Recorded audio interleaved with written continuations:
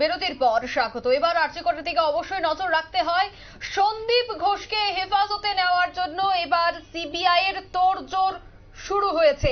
রবিবারই শিয়ালদা আদালতে আবেদন তদন্তকারী সংস্থার গতকালই মহিলা চিকিৎসককে ধর্ষণ এবং খুনের ঘটনায় সন্দীপকে গ্রেফতার করে সিবিআই। ইতিমধ্যেই সন্দীপকে হেফাজতে নেওয়ার তোড়জোড় শুরু করলো সিবিআই। বিস্তারিত জানবো, টেলিফোন লাইনে যুক্ত হয়ে গেছে এক্সিকিউটিভ এডিটর নীল বণিক। নীল, রবিবার শিয়ালদা আদালতে আবেদন তদন্তকারী এই সংস্থার ঠিক কি জানতে পারছো?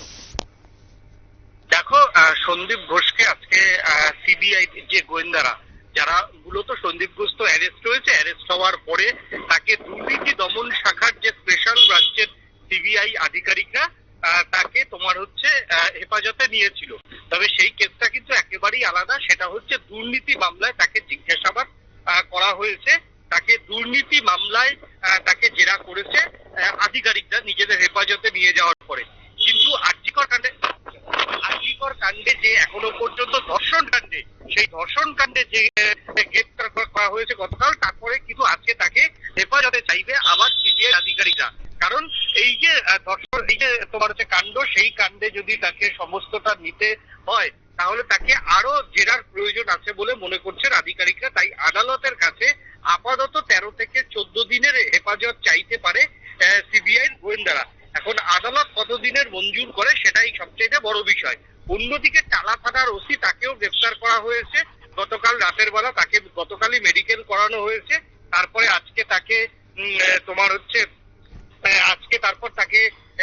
তাকেও আদালতে তোলা হবে।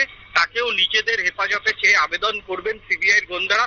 তাকেও অন্তত 11 দিন নিজেদের হেফাজতে নিতে চাইবেন গোয়েন্দারা। কারণ এই টালা থানার ওসির যে বয়ান, সেই বয়ান অত্যন্ত গুরুত্বপূর্ণ হচ্ছে বলে মনে করা হচ্ছে। কারণ টালা থানার এই ওসি মূলত তথ্য প্রমাণ নষ্টের মূল কাণ্ডারি বলে কিন্তু বারবার অভিযোগ করেছে সিবিআই।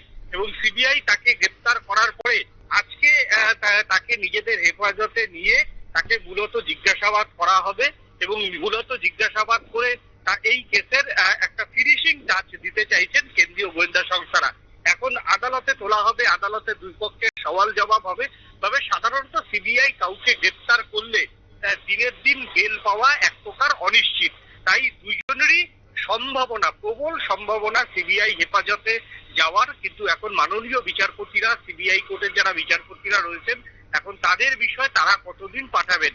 তবে দুজনকে মুখোমুখি, এই সন্দীপ ঘোষ এবং টালা থানার ওসি দুজনকে মুখোমুখি বসিয়েও জেরা করবে সিবিআইয়ের গোয়েন্দারা, এমনটাই সিবিআই সূত্রের খবর। একদমই, ধন্যবাদ নীল। অর্থাৎ রবিবার শিয়ালদা আদালতে আবেদন তদন্তকারী সংস্থার হেফাজতে নিতে চাইছে এবার সিবিআই। জোর জিজ্ঞাসাবাদের জন্যই এই হেফাজত চাইছে বলে এখনো পর্যন্ত কেন্দ্রীয় গোয়েন্দা সূত্রের খবর। নিয়ে নিচ্ছে ছোট্ট একটি বিজ্ঞাপন বিরতি, সঙ্গে থাকুন।